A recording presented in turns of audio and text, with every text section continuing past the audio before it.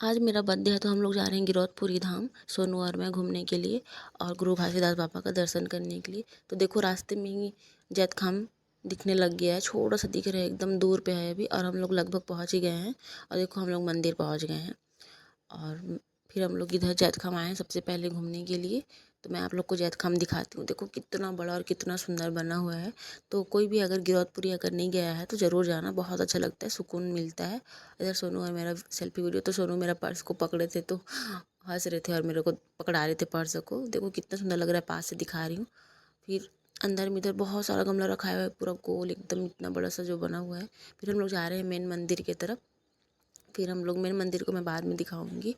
और वो वाला जो मेन मंदिर का जो वीडियो है, जो हम लोग नारियल चढ़ाए थे, वो लंबा वाला वीडियो में आएगा। तो देखो हम लोग इधर चरण कुंड तरफ आए हैं और फिर